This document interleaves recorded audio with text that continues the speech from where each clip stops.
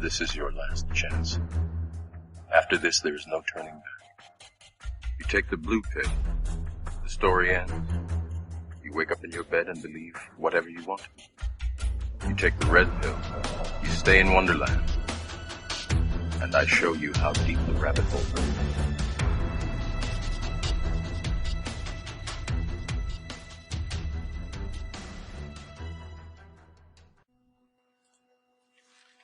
Well, welcome to Red Pill Nation, Daily Dose of Reality. I'm your host, Nathan Davis. I do apologize. I was supposed to have a show yesterday, but had a little mishap. My wife, I was at work. I had to go into office. I usually work from home, but I go in once a week. And got a call from my wife. She locked herself out of the house and went to her aunt's house. And while I was at work, I had an app running. I was listening to the Alex Jones show. I think I'm going to have to get a new app. And the app drained my battery within a half hour. So I didn't have my phone, didn't have a charger. So I had to go to her aunt's house to get her. By the time I got home, it was after 9. So I figured, well, I'll do the show Saturday. So, yeah, that's what happened there. And I've been out I haven't been doing the show for over a week, mainly because I had my mother-in-law in town, and my aunt was planning the renewal of her vows, so my mother-in-law came down for the week, and so I was entertaining her. We had a lot going on. Also, I was moving the house, because as I've stated before, my wife is expecting our second child, and so I had to move my office downstairs to my daughter's room, which is a small, twin-size bedroom, and move her and us upstairs to the upstairs where we have 2 big bedrooms, so it can accommodate everybody. Because I really don't want to have one kid downstairs, one kid upstairs. It's just not, something I like. But, so yeah. Had a lot of stuff going on, so I wasn't able to do shows for a while. I think I'm going to cut down the shows to once a week. We're going to cut it down for a while to Fridays at 9 p.m. Eastern Standard Time, 8 p.m. Central Standard Time. You can do the math for Mountain and Pacific. But, so, yeah, we're going to be cutting it down for that. I will be posting archives on libertythemovement.com. I need to add the November 22nd show, which was about JFK. The reason I wasn't able to do that is also, in the midst of all this that happened last week, my computer crashed. My hard drive, the boot sector of my hard drive was corrupted. I could not, for some reason, get it uncorrupted, so I have like 4 hard drives in my system, so I took and cleared one of the partitions on one of those drives and reinstalled Windows 7, used a Linux live CD to grab the user information off the hard drive that had the corrupted boot sector and was able to go from there. So didn't lose anything off the computer, thank God, but it just made it a hassle because I had to, reinstall everything. So that was also added to the mix last week. So that's, everything is in turmoil, and 'tis the season, really. But so we're going to go to one show a week for a while, just because I've got a lot of stuff going on right now. Actually went to my first Tidewater Libertarian Party meeting today, this morning. It was 8:15. I got up at 8 o'clock. I slept in late. So I was rushing to get ready. I got there, and I was the 10th person there. So, the place wasn't full yet. It was at Pop's Diner Company, which is in Chesapeake. If you're not from here, you probably don't know where that is. But really good food, though. I was really impressed with the food they had there. And the speaker was really late. He was over an hour late. So he got there around 9:30, I think. 9:30, 9:45. So, I didn't feel so bad that I was, 10 minutes late comparative to the speaker who was over an hour late. And, but I got to meet some very nice people. Some people that were, little bit of an ego, but most of the people were very cool and like-minded. There were others that were a little different in their perspectives. Some good debate. It was really cool. I'm going to go again. I'm actually going to sign up with the Tidewater Libertarian Party. I'm with the Libertarian Party. I'm a card-carrying member, but I'm not with the Tidewater Libertarian Party yet. And I think it'll give me some opportunities in the future as far as contemplating running for office or something of that nature, which I am contemplating for local government, not federal. But, yeah, so went to that today. I got a lot of stuff going on as far as getting ready for baby and things of that nature, so it's going to be something where I can't do it 3 days a week. I was hoping to move up, but, right now we're going to have to move back to 1 day a week. And hopefully we'll have Johnny on in the future. Hope he's doing all right. They did have a major ice storm out there in Tennessee, which was causing him some issues. Took some pictures of some major ice on the trees there that it was really pretty but dangerous, devastating. I mean, from Texas to Kentucky, I mean, they were hit really hard. I mean, there were certain other areas that were getting snow as well, but they got the majority of the freezing rain and ice from the storm. And so I hope everybody is survived the storm okay. I haven't really read, I've been reading political reports, not reports on what happened with the weather in that situation. I do know that Johnny is helping out with the Red Cross to, help out with people that are in need from devastation from the storm, which is very commendable from him, which I would expect anyway. He's a good guy. So hopefully we'll have him back on here. He said more than likely he'll be back on probably the first of the year. But they're having they had a really bad storm there, so I didn't expect him on this week. Anyway, on to the news. Now, this has come out before. It's nothing new, but this came out specifically for the FBI, that they are using webcams to spy on people, on individuals. They're usually using this for terrorist and serious crime investigations, but that doesn't mean that it could not expand out to other areas. And it doesn't mean that they could not just do it on the whim to turn on your webcam. So those people that you laugh at that tape their webcam with a piece of black electrical tape, you might want to consider doing it yourself. Now, this isn't the first time it's come out, because hackers have been shown to do this and use the information they garner from it for blackmail purposes or for paparazzi purposes to garner money from. This has happened with several celebrities, female usually, where their webcams were turned on so they could get them, in the buff or close to it and use that against them. So it's nothing new, but, here we have the federal government basically information, a whistleblower coming out saying that they've been doing this for years, for several years now. And, they can also turn on the microphone on your phone, even if it's off.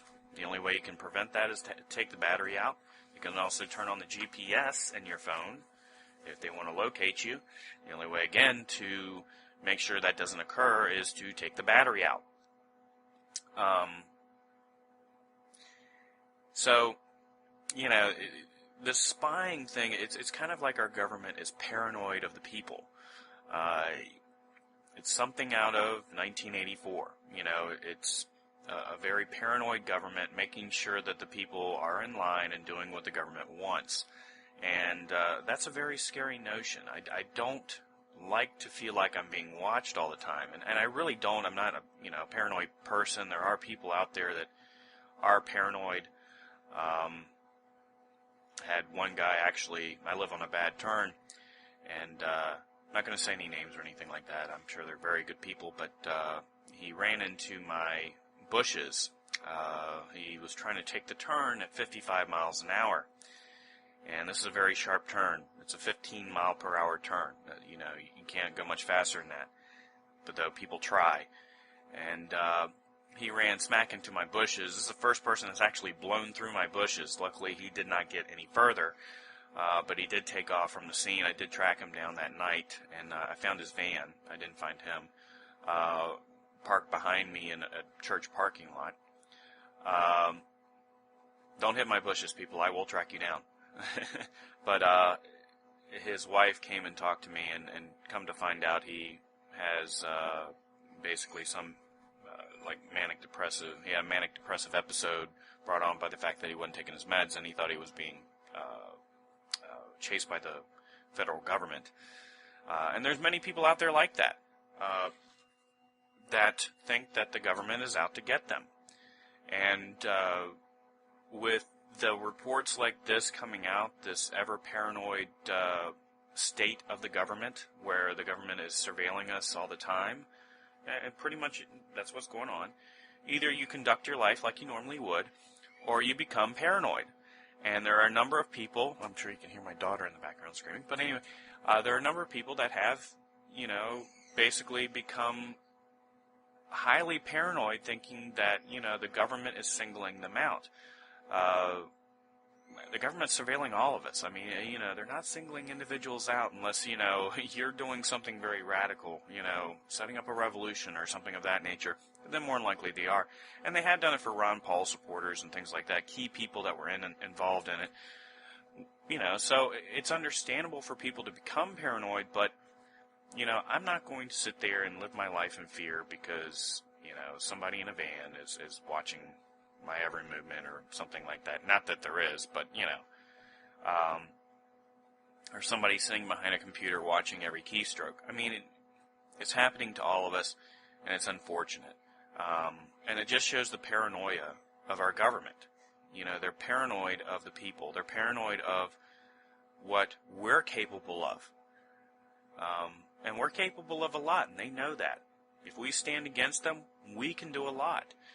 And they don't want us to figure that out. They want us to fall in line. They want us to do what they want us to do. They don't want us to realize that we have the power, not them. The other problem is that you have, the threat of arrest for doing nothing but peaceful protest.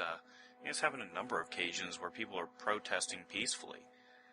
And they're arrested. I mean, they use that like it's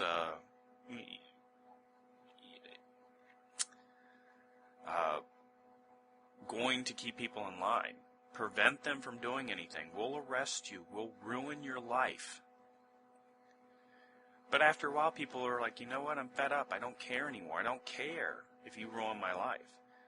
I'm going to stop you from doing what you're doing. And a lot of more people are waking up to the fact that if you don't stand your ground, you don't stand up, they're going to walk all over you anyway.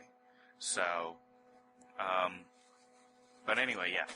And speaking of spying, the IRS has been caught using Google Maps to spy on taxpayers, mainly those that are with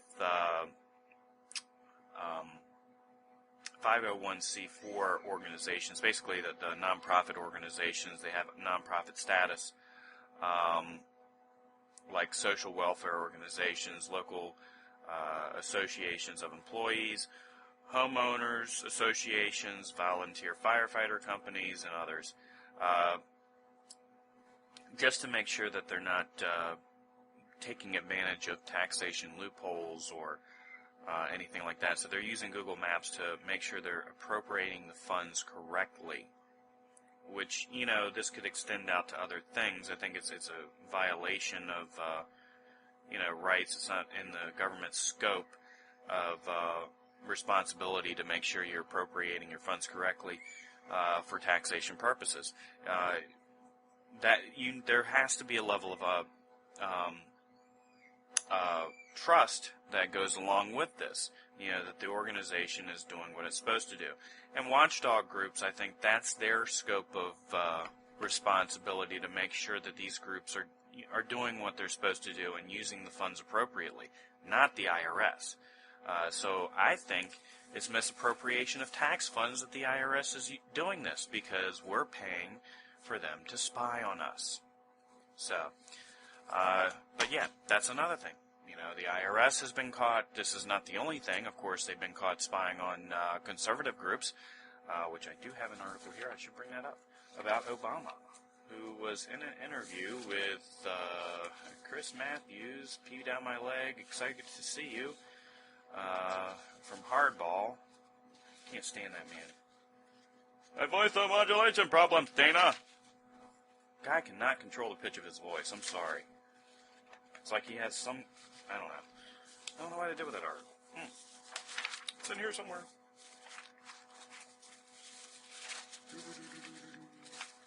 I print out all these articles just because it makes it easier for me than having it on a computer screen. Hold on, people. Here we go. Obama dismisses IRS targeting of conservatives. They've got a list, and suddenly everybody is outraged. So, I mean, he's admitting that they have a list, and he's saying that it's not something that's, it's harmless. But what he's not telling you here is that a lot of liberal groups were not targeted in the same manner as the conservative groups. Again, this comes down to the 501c4 policy for nonprofit organizations. I mean, which has become more and more strict over the years. You can't even have a PayPal donate button on your website unless you have this 501c4 certification.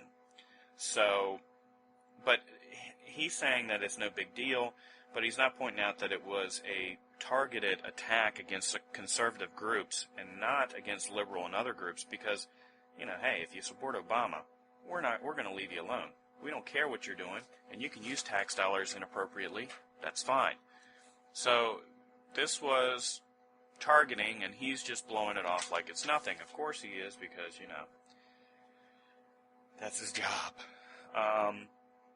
But yeah, again, this 501c4 seems to be an exploitive measure by our government to basically conduct surveillance activities against who they don't like, organizations and groups that they don't like. I'm sure pro-gun, anybody, that condones activities that the progressive administration do not agree with. And, of course, nobody in Congress is really doing much about it. You think the Republicans, who are supposed to be conservatives, would, be outraged about this more so than what they are. I mean, they're really not doing anything about it, so to speak. It's very minor howling. And there are a few that are, trying to do more, but they don't have the backing. But this use of the 501c4 certification for nonprofit organizations, I think, is very abused, and it just allows the government to police these organizations and to cherry pick the ones that they agree with and to pretty much oust or try to oust those that they don't. Get rid of their certification, find reasoning because they're looking for it with those groups and not with ones they like to get rid of them. And that's the danger.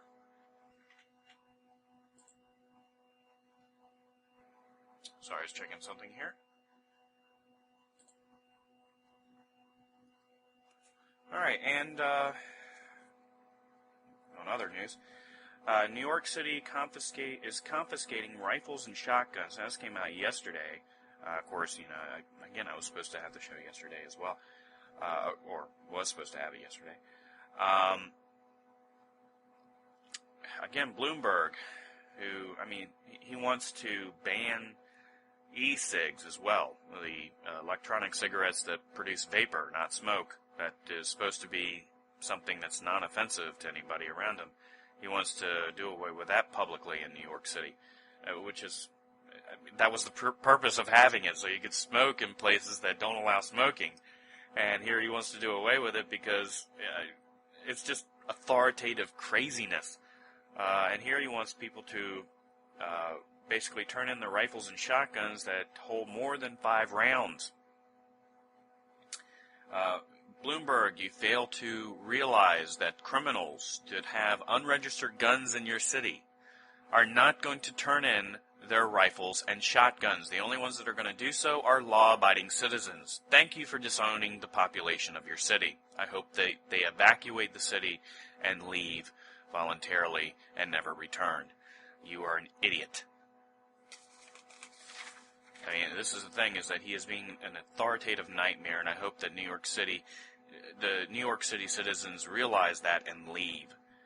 That's the only way that you can make politicians of this caliber understand that what you're doing is detrimental to the citizenship of your city, not beneficial.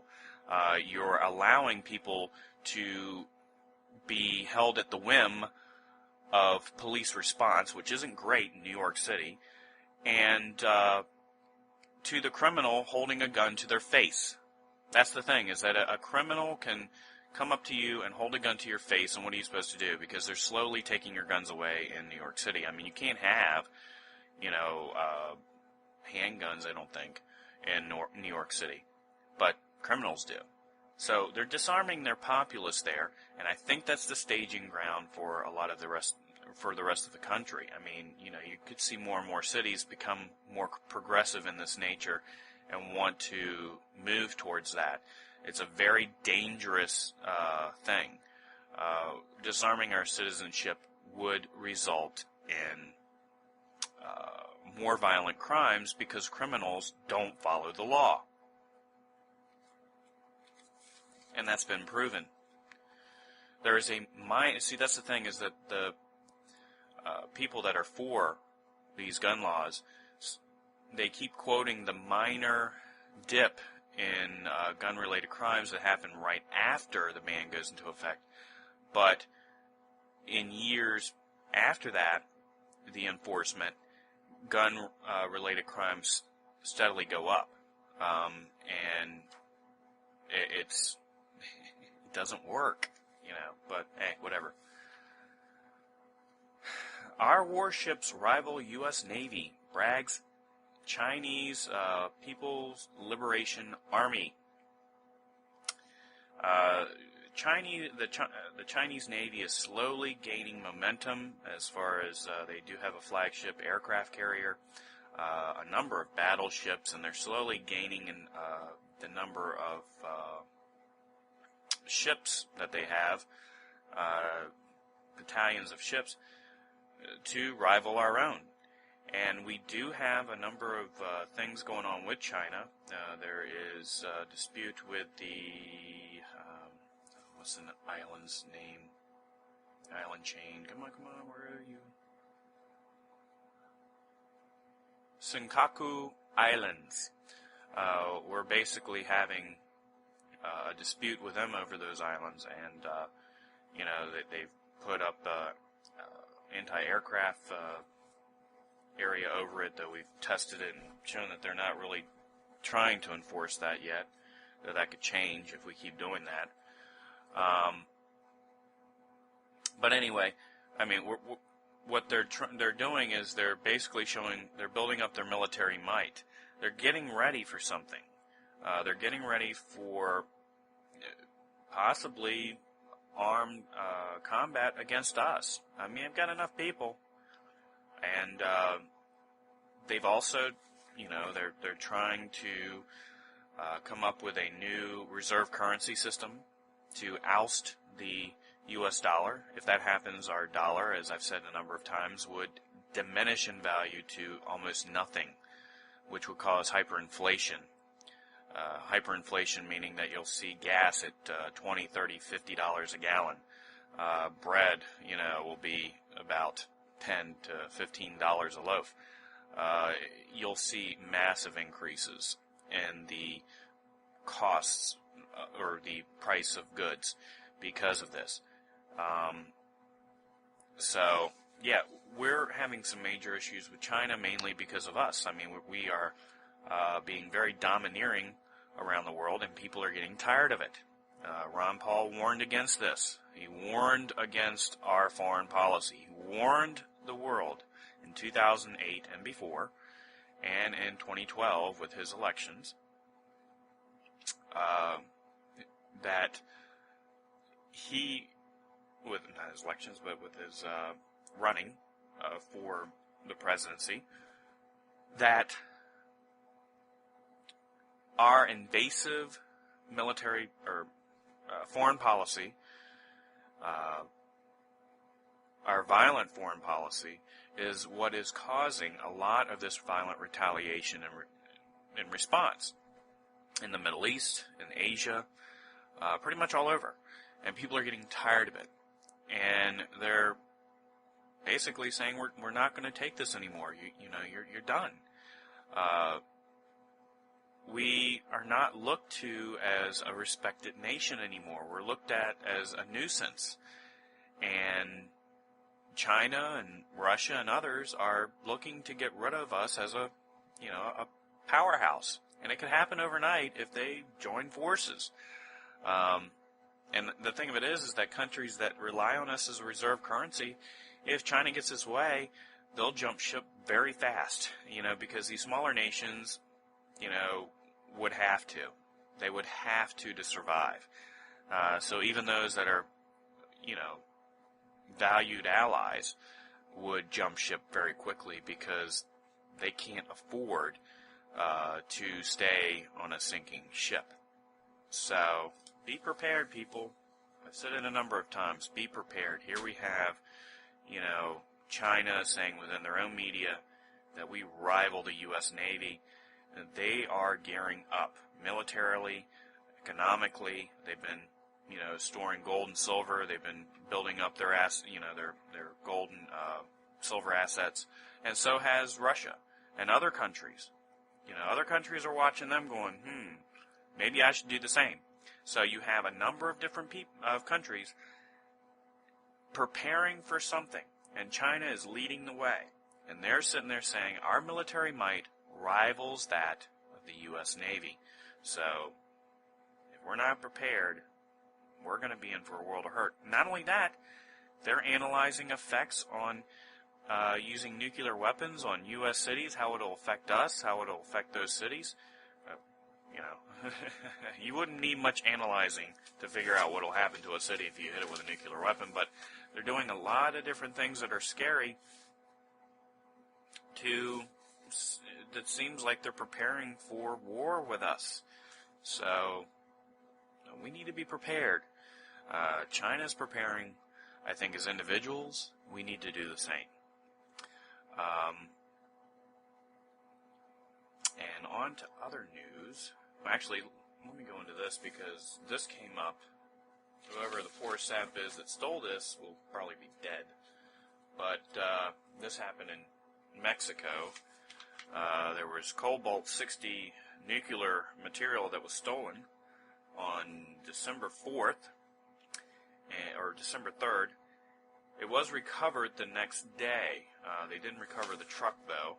It seems like it wasn't terrorist-related in order to create a dirty bomb or government using it as false flag instigation. But when they found the cobalt-60, it was outside of its containment, its container that contains the nuclear,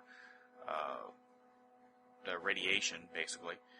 And so whoever opened this container was exposed to a deadly dose of radiation and more than likely is dead. I hate to say that, but he's more than likely dead because he didn't know what he had. So it seems like some poor saps, probably with the Mexican drug cartel, wanted the truck because of its sizable nature, and instead got a deadly dose of radiation. And that came out. That was big news because of the fact that here it is, this scary substance. They were using it for cancer treatments, and but it is something that could be used to make a dirty bomb or something like that. And so they were thinking it was terrorist related until they turned it up, and it seems like they just wanted the truck. So it more than likely was drug cartel related, where they wanted the truck for transportation means.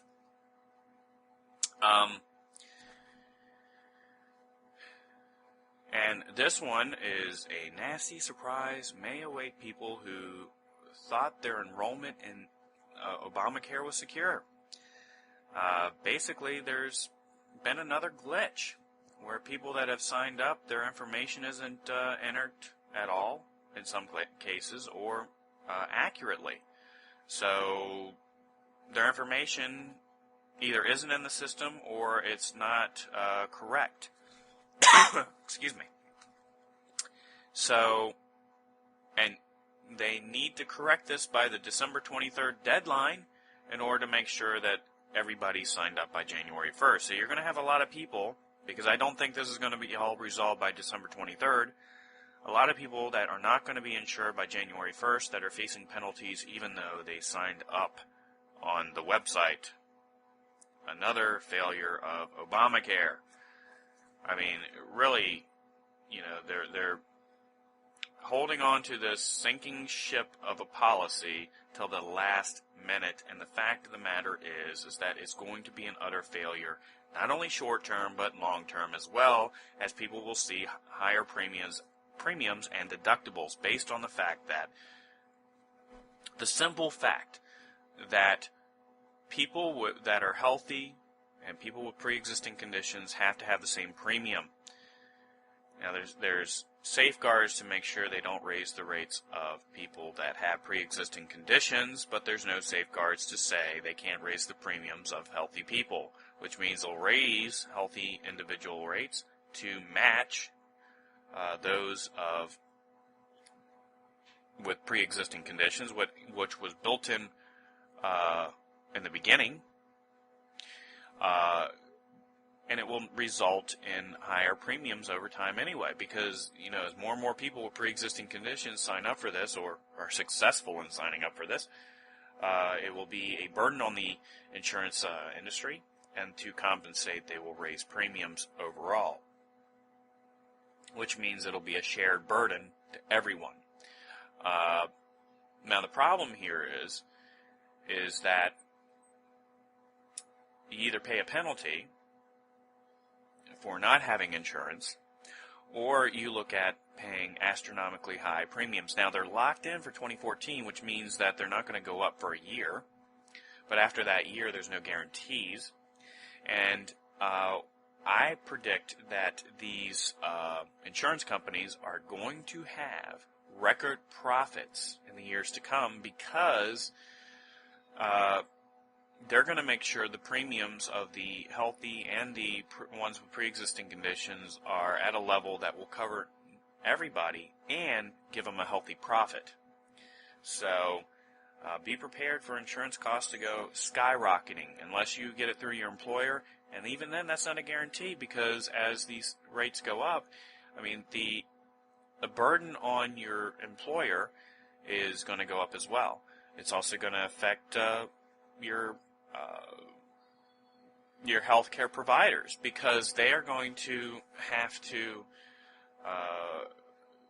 be entrenched and battle to get funding from these insurance companies that are going to, you know, be more nitpicky about what they cover and what they don't. So, yeah, I mean, and a lot of things could be thrown back at the person that, you know, went to the doctor. So, it's going to be, I think, bad. Really bad. I don't understand it. You know, I was trying to explain to somebody today, and of course, I don't think she understood, but the best way to do this is to take and do away with the regulatory safeguards that protect basically state and regional insurance companies. And if you do away with all those safeguards, you can drive the cost of health insurance down, because you'll have more competition in the markets.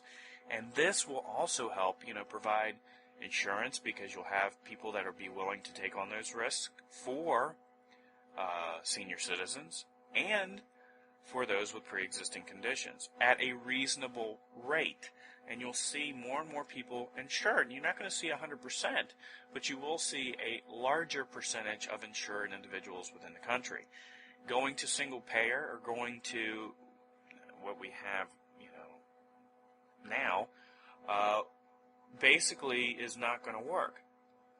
For the simple point that, as in other countries that implement it, it's basically going by revenue. If there's no revenue, then they start cutting. It works out fine if you have enough revenue, but then if the revenue is not there for that, the government-funded health insurance, they start cutting back on benefits and what they'll cover, and then you have no real viable option in the market to compensate for that. So it's not a viable option, but deregulation is, and it would work. Unfortunately, nobody's willing to try it. But anyway, on to something else that's just ludicrous. SeaTac Washington is looking at has passed a $15 minimum wage, barely, for, I think it's,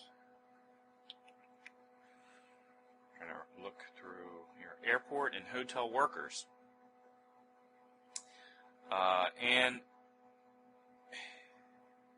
if this is just kind of the showing what we're looking forward to in the future, because it's already $7.25, which has gone up quite a bit since, I was at minimum wage pay a long time ago, when it was $5.15. The problem here is that, you've got so many people on this bandwagon. Let's raise minimum wage to $11 an hour. It's going to be so great. Everybody will get paid, and it'll be something substantial towards the cost of living. It'll be, close to the cost of living, which they don't understand that cost of living will go up, when that does. But anyway, that's not the point. The point is that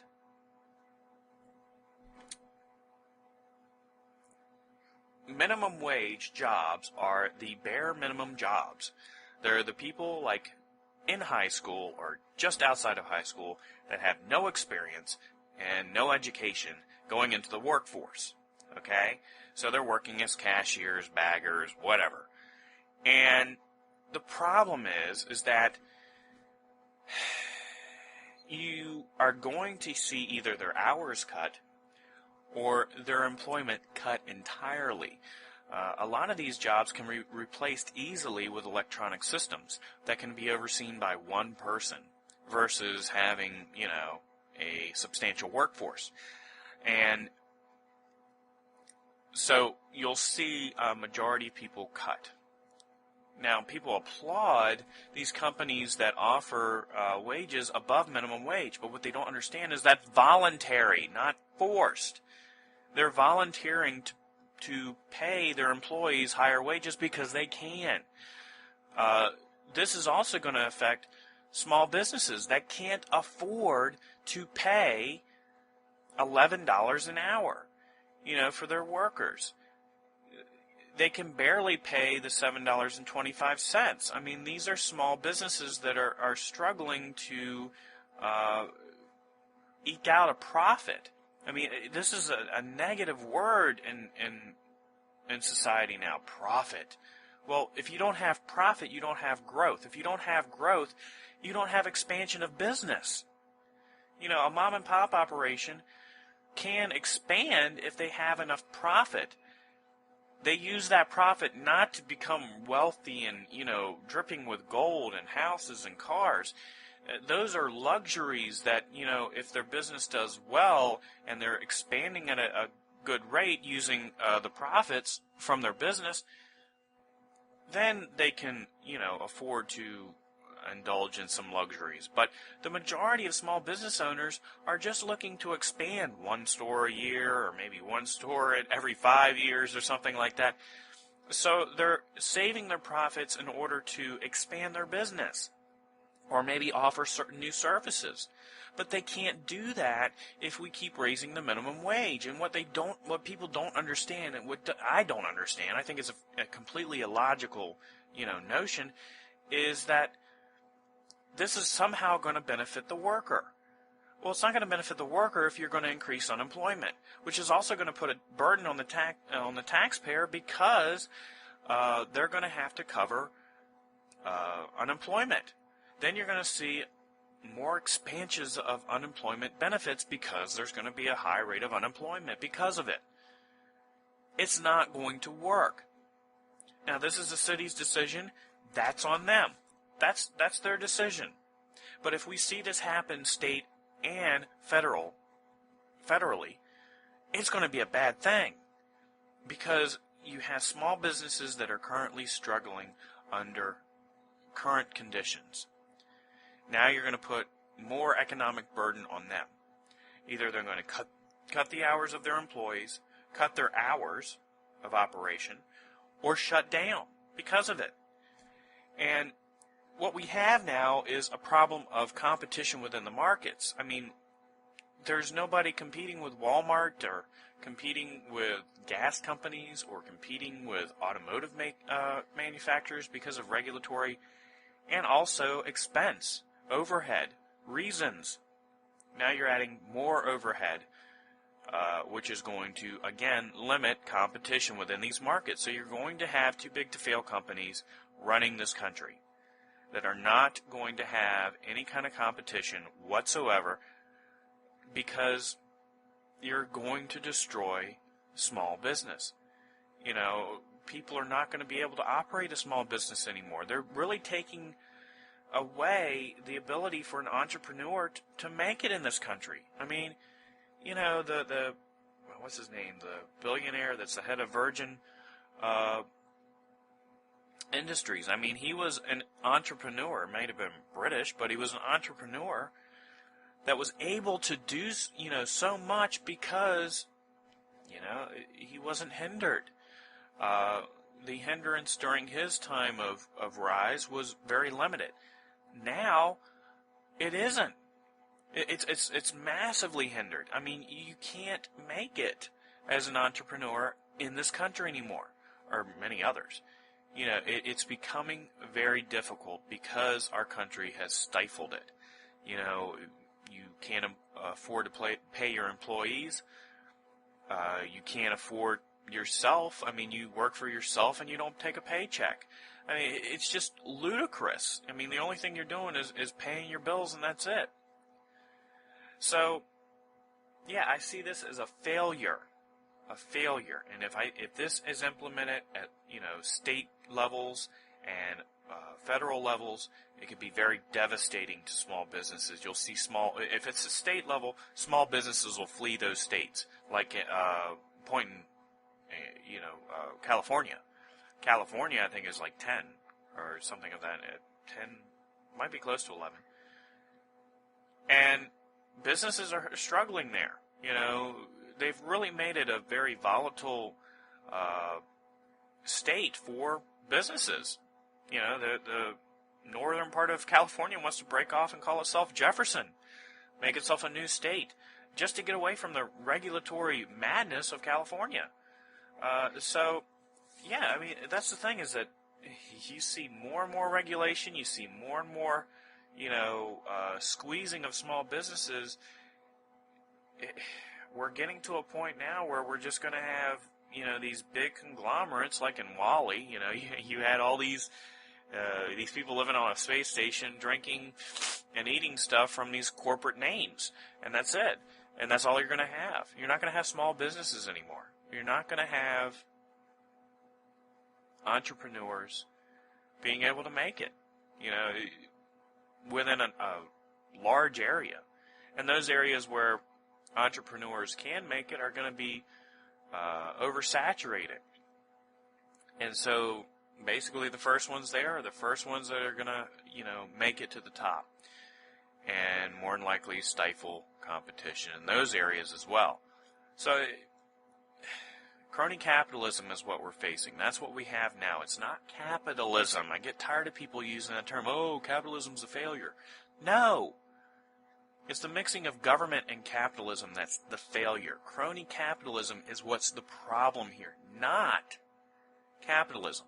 Capitalism works in its purest form. Of course, you're not going to get your purest form. I mean, you have to be a realist here.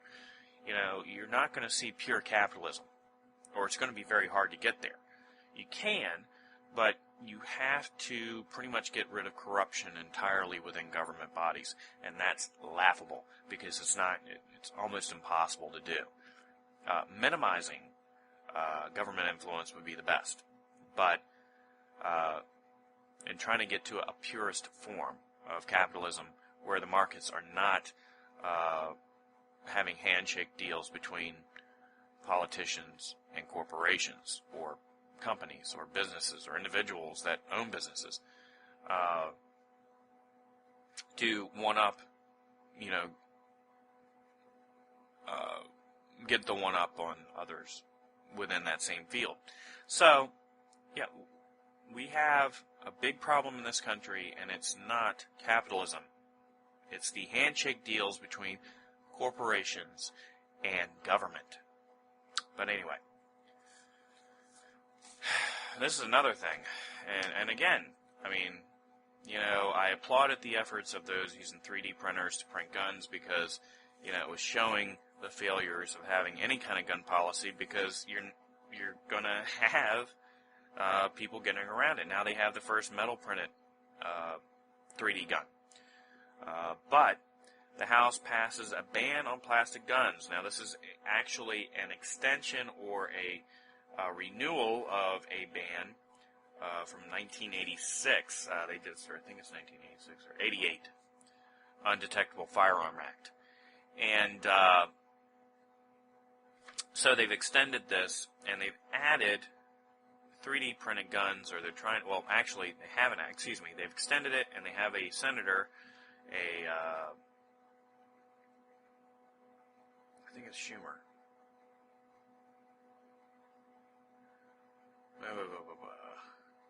I think it's Chuck Schumer, who is trying to,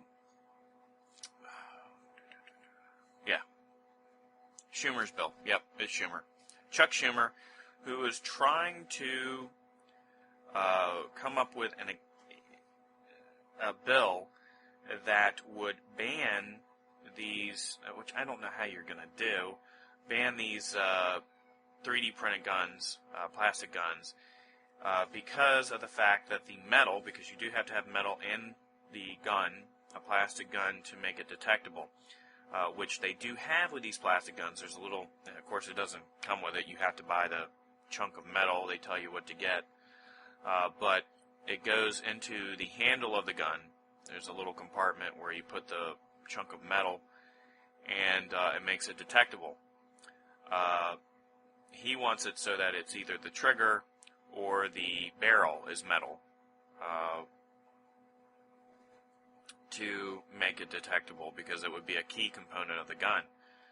Well, the thing of this law which doesn't make sense is the fact that the bullets needed for the gun are detectable. So if you are able to get through metal detectors with a plastic gun because you don't have the metal part in the handle, you don't have any ammo either because ammo would be detected by the metal detector. So you have something that's useless, unless you get through the metal detectors and go buy ammo, but that doesn't make sense. So, because places that you go that have metal detectors don't sell ammo. So this is the thing that this doesn't make sense, is that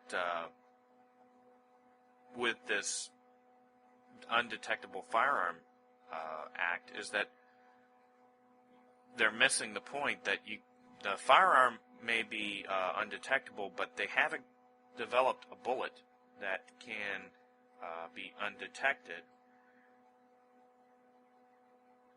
So you have a firearm that can't be detected, but it doesn't have any ammo in it. So, yeah, this doesn't make any sense. It's still not going to stop people. The information's on the web. You can take it down on one site, it'll appear on another. Peer-to-peer. It's going to be there. You're not going to stop it. So that's the thing I don't get with these laws, is that you can't stop people from getting firearms. If they want firearms, they're going to get them. if you make all firearms illegal, like Feinstein wants it, people will make firearms. There's people that have made shotguns, you know. There's people that have made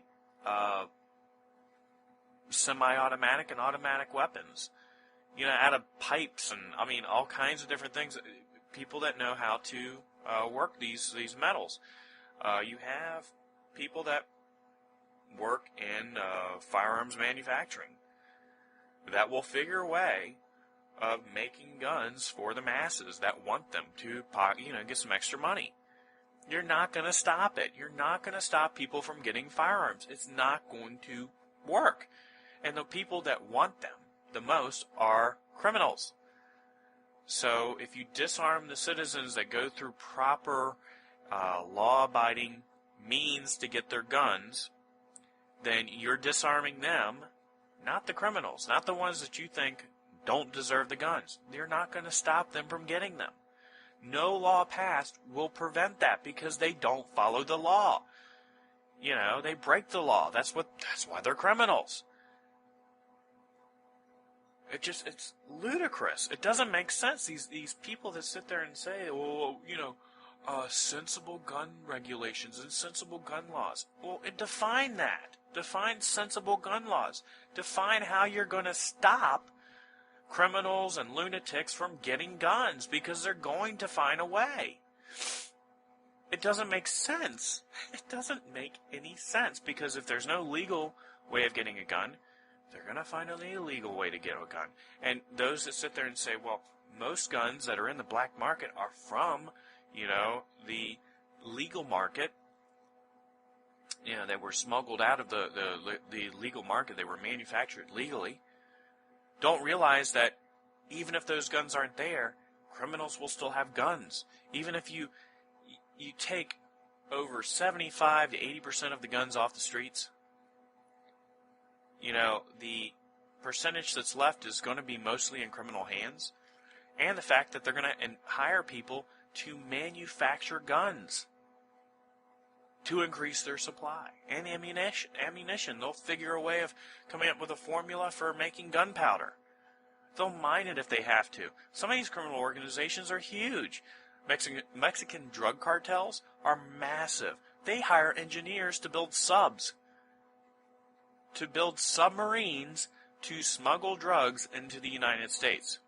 They hire engineers to build submarines. That's not an inexpensive feat. And for everyone that's caught, 9 get through. They have just found this very elaborate tunnel that went from Mexico to California. It was air-conditioned, had lighting, concrete walls. It was beautiful. That's not a low-dollar situation. It's not something where they just dug a tunnel and, you know, strung lights. This was a high-dollar, tunnel. So a lot of these criminal organizations have tons of money, equal to that of a small nation, or in some cases a large nation. So you're not going to stop them. Just, ugh.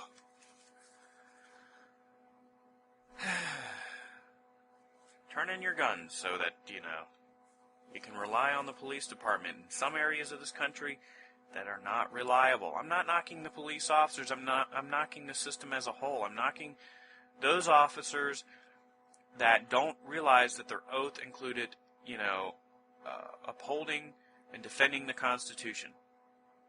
Some of them don't even realize that they said that. I'm just following orders. That's not what you're supposed to do. You're supposed to still have critical thinking skills. Because when the you-know-what hits the fan, those are our first line of defense. And they need to realize taking the guns from individuals is not the right thing to do. It's not going to help with crime. It's not going to help with violent situations. It's only going to exacerbate those situations, because you're not going to have citizens that are going to be able to defend themselves. They're going to have to wait for your, response. Again, in New York, horrible response time. In many other areas, especially large cities, that the response time is very slow. I mean, we're lucky here, it's within 10 minutes, but still 10 minutes, a lot of stuff can happen in 10 minutes. A lot of stuff can happen in 1 second. It only takes 1 second and one pull of a trigger to kill you. And if you don't have a gun to defend yourself, you're at the whim of the one holding the gun. They're the ones that hold the fate of your life in their hands. And the moment people realize the ludicrous notion that taking the guns out of the hands of law-abiding citizens will not amount to ending gun violence, it'll be better. I mean, people sit there and look at Britain and other places because, they listen to Piers Morgan and others that just regurgitate one-liners, that don't go and research it. Violent crime in those nations has not gone down. It's actually gone up. They can't get a gun. Well, guess what? They get a hammer. They get a knife. In China, the same day as Sandy Hook, a Chinese man in a nation where guns are banned, a Chinese man went into a school with a knife and stabbed 22 people before he was stopped. 22 people. So, again, that shows right there that just because you take guns away from people, you're not going to stop them from getting something else. And that's not to say that criminal organizations aren't going to get their hands on guns, because they will. Because they have connections within the military. They will grease the palm of certain people in power to write off certain boxes of, guns and ammunition and say, oh, they just went missing, or they weren't delivered, or something. And then they go into the criminal underground. Look at Fast and Furious, our own nation, trying to take our guns away. And of course they sit there and go, oh, we're not trying to take your guns. We have an ammunition shortage. If you don't own a gun, then you don't know. But if you go to a Walmart, even if you don't own a gun, go to a Walmart. Go to the aisle with the ammunition and look at the state of the ammunition. There's bare minimum. There's very little in that case, because the U.S. government is buying ammunition, like crazy, of all calibers, and it's basically causing a shortage. And I think that's what they want. They want to cause a shortage. They know they can't pass laws to prevent you from buying firearms and ammunition. Well, they will create a shortage so that you can't do so, or you can only buy a very limited amount. And so many retail locations are implementing basically limits on how much you can buy. Like Walmart, it's 3 boxes that you can buy because of the shortage. It's really sad, and people don't understand it. Ugh. But anyway, this is my last article because I'm at the top of the hour. Method of recording brain activity could lead to mind-reading devices, Stanford study says. And basically what they're doing is they're mapping out regions of the brain. They're showing activity during activities like doing math problems, and they're figuring out basically how to read this information coming from the brain. And eventuality is that it could lead to the ability to scan the brain to read it, basically read what you're thinking. First thing is to map out the brain and see what's going on and what happens where. Then you get down to minute levels, which we can now more so than we could before. We could map before, it was very muddy information. Now we're getting more refined. And the more refined information we get from these studies, the more likely it is we can pinpoint areas and figure out how to translate that into visual and audible information. So, I mean, they could they're saying this could be used to help people that are mute and others, but it could also be used to interrogate somebody against their will and extract information from their brain, like extracting it from a hard drive, that they want.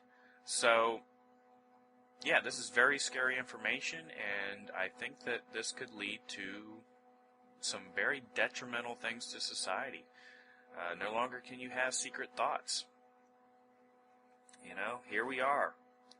The mind police. The thought police from 1984. You know, if you think the wrong things, we'll just reprogram you. And that could also be something that could happen. I mean, sounds like science fiction, but it could happen where they could reprogram your brain in order to make sure that you stay within compliance. They could program your brain, something like in The Matrix, where, you know, she says, this is a such and such helicopter, I need the information to fly it, and automatically has it. Which could be beneficial, but also detrimental, because that means they could program you and say, this is what you're doing for the rest of your life, whether you like it or not, and we're programming you to be that. So there's detrimental things with this. So I think we need to weigh the benefit and the negative, and basically make sure we keep the negative at a minimum. But anyway, that's what I'm going to leave you with. Thank you for joining me, and as always, keep your ear to the ground. Be aware and be prepared.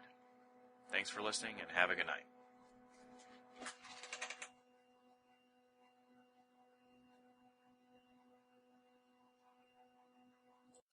This is your last chance. After this, there is no turning back. You take the blue pill. The story ends. You wake up in your bed and believe whatever you want to. You take the red pill. You stay in Wonderland. And I show you how deep the rabbit hole goes.